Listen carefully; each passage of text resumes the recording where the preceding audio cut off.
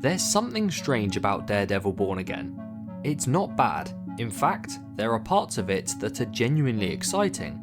The action is sharp, the characters are interesting, and the story has weight. But something still feels off.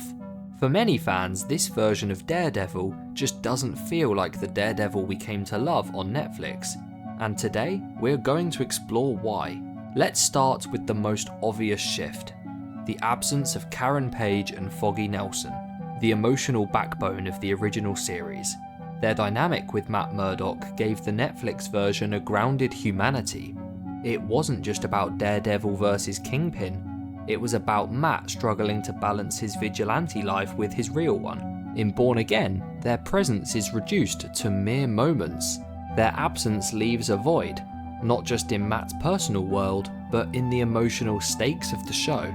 Without Karen and Foggy, Matt feels more isolated, but not in a narratively satisfying way, more like a reboot trying to shed its roots, rather than build on them.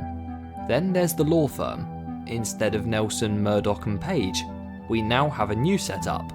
New partners, new office, new chemistry. And that's part of the problem. Matt just doesn't click with his new colleagues in the same way he did with Foggy and Karen. The conversations feel colder, more transactional. The humour and warmth that once came from the legal side of Matt's life is gone, and in its place is a more procedural, detached tone. It's not that the new characters are bad, they're just not developed enough to take on the same emotional weight. Speaking of new characters, let's talk about White Tiger and Muse. Two incredibly cool additions to the Daredevil universe, both with massive potential.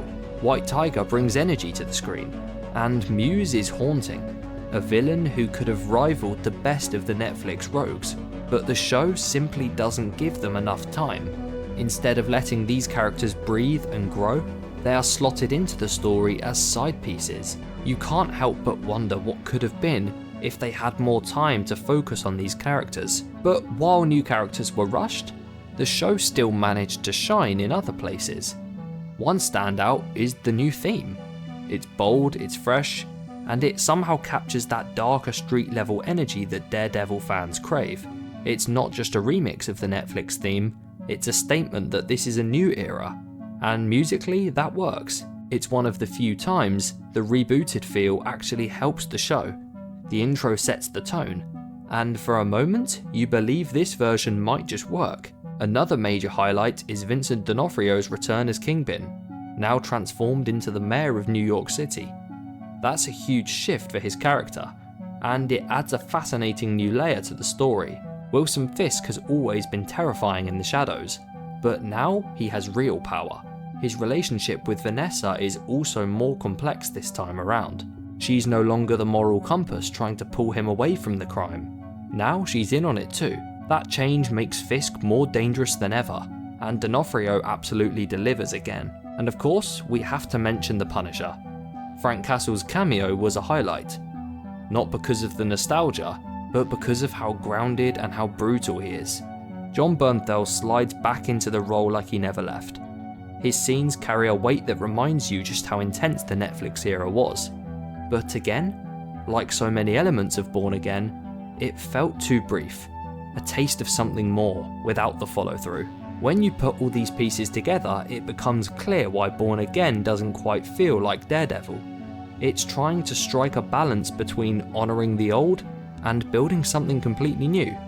But in that process, it loses some of the heart that made the original so beloved. The tone is slightly off, the pacing is inconsistent, and the emotional core, the relationships, are thinner than they used to be. That said, Born Again is still a good show. It has ambition, it has moments of brilliance, and most importantly, it has potential. But to truly win back the hearts of longtime fans, it may need to stop rebooting and start evolving, building on what made the Netflix series special, instead of rewriting it from scratch. Because Daredevil wasn't just great because it was dark and gritty, it was great because it cared about its characters, their relationships, their flaws, their pain. That's what made it feel real, and that's what Born Again needs more of moving forward. Thanks for watching. Let me know in the comments below, what did you think of Daredevil Born Again? And hit subscribe so you never miss another Kaiba Core discussion.